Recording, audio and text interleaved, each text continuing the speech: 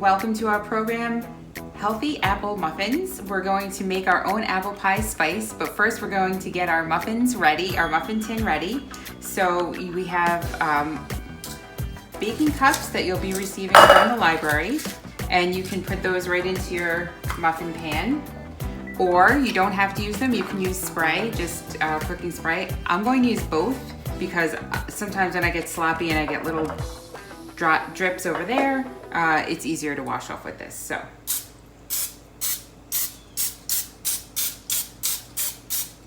first thing we want to do is prepare our muffin tin and preheat our oven. So my oven is preheating to 350 degrees. So get those things ready.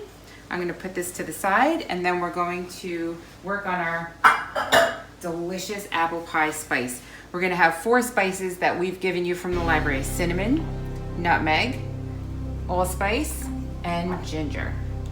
So you need a little bowl to put them in. You can measure them out if you want to. Let's start with cinnamon. You want to smell the cinnamon and see if you like it. A lot of people love this smell. And if you taste it, you might be surprised that it's pretty bitter because the delicious sweet cinnamon that you're used to is mixed with sugar. Cinnamon by itself is pretty bitter. So you can put a little bit on the tip of your finger and taste it if you want to. I need 4 tablespoons of cinnamon, which is a lot. Smells delicious, doesn't taste delicious yet though. Next, we're going to use nutmeg. Smell your nutmeg. It smells so good. It smells like fall. We need 1.5 teaspoons of it. We're gonna mix it right in there with the cinnamon. Guess what? This is your recipe. If you don't like how one of these things smells, leave it out. It's yours to make. Okay, there's your nutmeg. Next is allspice. Allspice, as you probably know, is 1 berry. It's not a mixture of a bunch of different spices. So we're gonna put 1.5 teaspoons. I like a lot of allspice. If you smell this one, it's a little more, it smells a little bit more like cloves, and that's a strong smell, so a strong taste, and you may not want as much. If you want to reduce it to just 1/2 teaspoon, that's fine. The last spice we're going to use is ginger, and we're going to put the least amount in there, just 1 teaspoon. When you smell ginger, to me it smells very metallic. It's a delicious taste, but it's strong.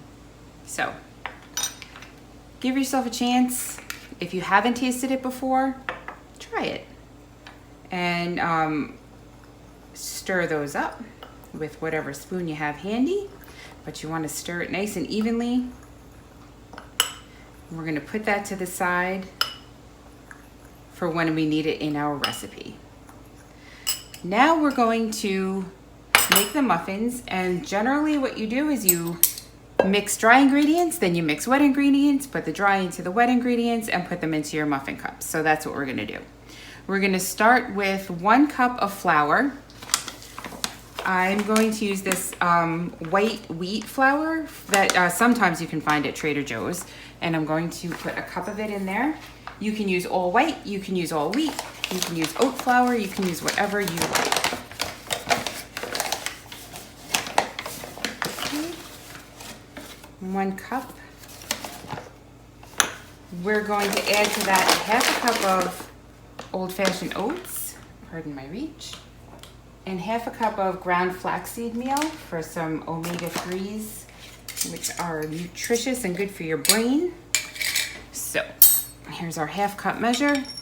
These are old-fashioned rolled oats. You can also do 5-minute quick oats, no big deal. You just want to get the fiber and the delicious oats in there. Then your flaxseed meal.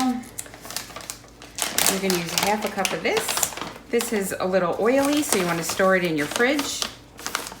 Delicious and nutritious stuff.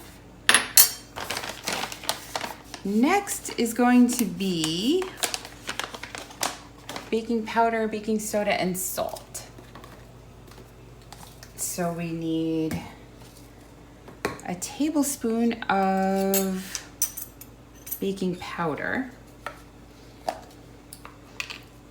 So I still have cinnamon on my spoon, but I don't worry about it.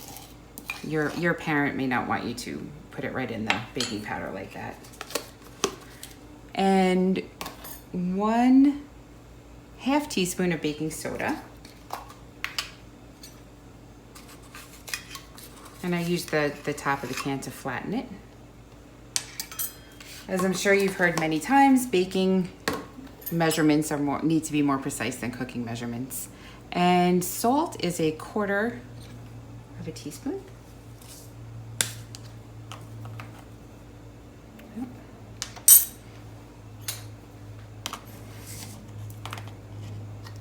Okay. Now we're going to mix this all together.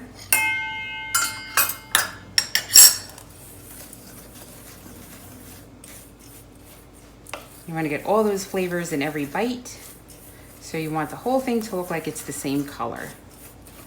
Now we add our delicious apples, which I cut before. These are 2 Gala apples. They're on the sweeter side, especially when you let them sit on your countertop for a couple days and ripen. So you can use 2 apples, or if it's a tremendous apple, you can just use 1. You want about 3 cups worth. Okay, so now we're gonna add our special apple pie spice that we concocted. All right, we want 2 teaspoons of that.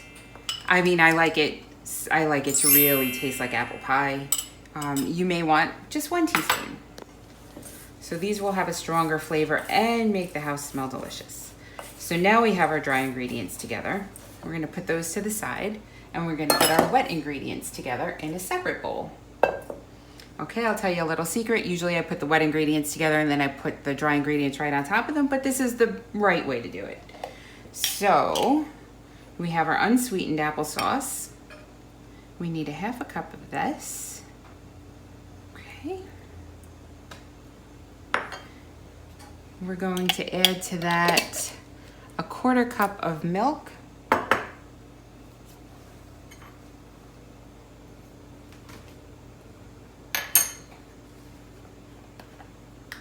And you can use whatever milk makes you happy.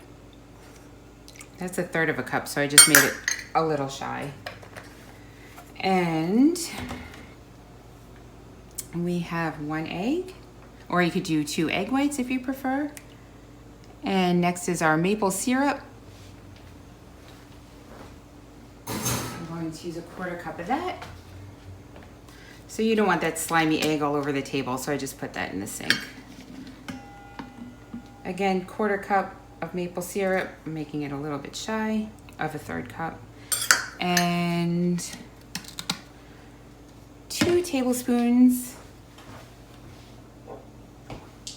of olive oil. 1 and 2. Okay, I like to double check my recipe before I get it all together. So we have our cooking spray, we did our flour, our oats, our flax, our apples, our baking powder, baking soda, salt. Those are all done over in the other bowl. Then we have our apple sauce, and our apple pie spice is in the other bowl as well. We have our milk in there, our egg, our maple syrup, and our olive oil. Fantastic. So we're gonna mix together our wet ingredients. Really just wanna make sure that egg breaks and is all mixed in. And then you're going to add your dry ingredients. So something that you've probably heard plenty of times is that if you stir something too much, it's going to develop the glutens, which are fantastic for bread because they give the bread its chewy, good texture. But you don't want that in a muffin. You want it to be a little more cakey and light. So you're just going to mix this until it's uniform. And you want all the dry ingredients to be wet, but you don't want to over mix it. As soon as it looks like everything is the same color, and you've got apples throughout, then you stop. Okay, then we can get our muffin pan that we prepared earlier.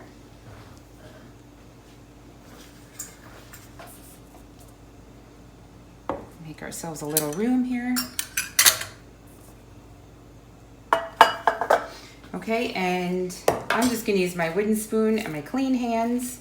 And it's kind of thick, as you can see. It sticks to the spoon even. And I'm gonna just put an even amount in each baking cup. Some people like to use a cookie scoop, you know, like a mini ice cream scoop that they use to make cookies. Some people like to measure it out with a 1/4 cup measure. Whatever floats your boat.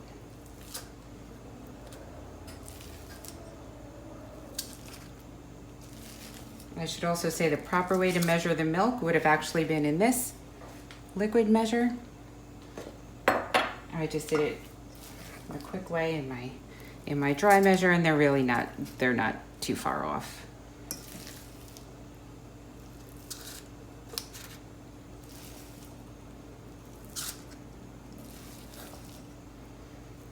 Okay.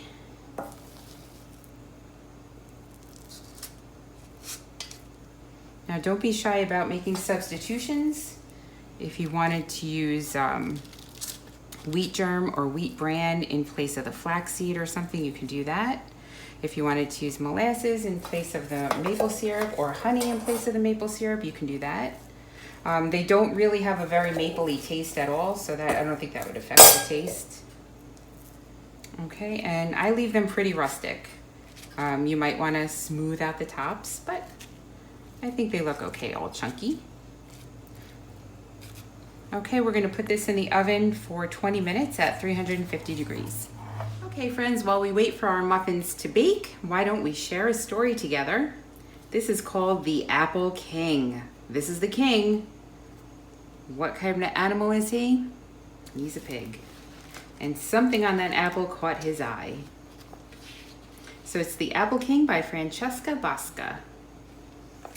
In a very old castle surrounded by walls lived a rich and powerful king. In the king's garden grew a magnificent apple tree that bore the sweetest and most beautiful apples. The king was very proud of his apple tree. Every day throughout the summer, the king went into the garden to watch the apples as they grew. In autumn, the king himself climbed up a ladder to pick his apples. He washed them and polished them until they gleamed like jewels. Then he displayed them in the castle as if they were priceless ornaments. But no one but the king himself was permitted to touch the apples. And of course, no one but the king was allowed to eat them. The king's head gardener was assigned to do nothing else but care for the royal apple tree. He watered it, loosened the earth around the roots, and even dusted the bark clean with a little brush. But his most important job was to guard the tree and make certain that nobody came near it. Despite all this, one morning the head gardener made a horrifying discovery. One of the apples had a deep and ugly hole. So this head gardener doesn't use a ladder to get up to the apple tree. Stands on a giraffe. The head gardener ran directly into the castle. "Your Majesty," he cried, his voice trembling, "in one of your royal apples there appears to be a worm." "What?" The king roared so loudly that he could be heard throughout the entire castle. The poor head gardener was immediately demoted to the lowest weeder in the royal vegetable garden. How does this gardener feel? And how do the royal subjects feel? Not too happy. The king, there he is, ran outside to observe the damage. It was terrible. There wasn't just one single worm. There he is. There were worms in every apple on the tree. "My poor apples," whimpered the king. Then, remembering what worked so often in times of conflict, he flattered them and offered a bribe. "Venerable worms, if you would be so kind as to depart from my apples, I will give you a sack full of gold." Is that going to work on a worm, you guys? "Pish posh," scoffed the worms. "Oh my goodness, look at all of them. Ooh, ooh. They're everywhere, in every apple." We can't eat gold. And they stayed where they were. When the king saw that he couldn't solve the problem that way, he summoned the greatest and most powerful magicians in the kingdom. They scrutinized the apple tree from its roots to its crown, sprinkled it with magic potions, and murmured mysterious spells. The worms disappeared, but by the next night they were back, hungrier than ever. I wonder, is this a unicorn or is this a horse with a hat? The king was furious. Oh dear. Oh my, it looks like he's assembled a royal army here. Enough, he roared. I will show these fiends who is in charge here. He marched the entire royal army up to the tree, and within minutes they had the worms surrounded. Kill them all, commanded the king. But woe on you if you injure a single apple or harm my precious tree. Now, this was quite impossible. Every worm was in an apple, and every apple was on the tree. The royal army was forced to make a humiliating retreat. The worms laughed and kept munching away on the sweet apples. The king was beside himself. He sent out a proclamation declaring a reward of a sack of gold to anyone who could make the worms disappear. A sly fox had his assistant climb the tree and cover up all the wormholes with thick red paint. Then they called the king. Finished, they said. There's not a worm to be seen. I don't see a worm or a hole on that apple. The king was overjoyed. The sly fox and his accomplice disappeared with the sack of gold, and the king climbed up the tree to pick some apples. His mouth was already watering as he rushed back to the castle with a bowl filled with the luscious fruit. But no sooner had the king taken a bite from the first apple when a worm crawled out and climbed on his nose. No, bellowed the king. What right do you wretched worms have to invade my apples? But, we were invited, said one of the apple worms. Invited? Who could have invited you? Shrieked the king. He's a very selfish king. Why, the royal apple tree invited us, explained the worm. Oh, goodness, here's all his friends coming out of their apples. Oh, my goodness, there's a plate of them. You see, year after year, she bears beautiful apples for nobody but you. No butterfly, no bird may visit her. No child may climb in her branches and take a sweet apple. The poor apple tree was terribly sad and lonely. Finally, she invited us, since we were small enough to sneak past the guard. At last she was happy that others could appreciate her fruit. What about me? The king asked angrily. I love my precious apple tree, and I adore my royal apples. Do you think so? Asked the worm. Are you sure you really care about what's best for the royal apple tree? The king was hurt. How dare a worm speak to him this way? The entire royal household was staring at the worm in stunned surprise, but what came next shocked them all. The king laughed. She is a remarkable tree, he declared, and I will show her how much we all appreciate her. Everyone here will go out now and pick her beautiful apples. And this evening we will hold a royal apple festival with apple cider and royal apple cake for all. Hearing this, the worms gladly abandoned the apples and crept off to get ready for the festival. Up there they are. It was a most splendid apple festival. Oh my goodness, look at all the treats. The king had never felt more proud than when everyone praised the wonderful taste of his apples. And the people were proud of their king, whose generosity was as sweet as his apples. From that day forward, each year at harvest time, the Royal Apple Festival was celebrated at the castle. The rich and powerful king had discovered that the royal apples tasted even more delicious when shared with cheerful company. And if the occasional apple worm was seen among the guests, the king was not bothered in the least. Everyone's having a great time around that apple tree. The end. Okay, let's see if our muffins are done yet. Okay, here they are. Our apple muffins are done. Take them out and let them cool. But you're gonna have your leftover apple pie spice. You're gonna wanna cover that with saran wrap. You can add that, grown-ups, you can add that to your coffee grounds before you brew your coffee in the morning. You guys can sprinkle those on oatmeal, ice cream. Just remember that it's not sweet yet. You can add sugar to it and make it like a cinnamon sugar, but it'll be an apple pie sugar. Or if you're adding it to something sweet, you don't need to add sugar. But let me take one of these out so you can see. You can see your oats in there. You can see the steam coming off of them. You've got your pieces of apple in there that are all melty and delicious now. And enjoy. I like to enjoy one of these with a hard-boiled egg for a snack or breakfast. And it really keeps you full for a little while because there's plenty of fiber in here, and add some protein and you're good to go. So good luck with back to school. Have a wonderful fall, and we hope to see you at the library. Thanks, everyone.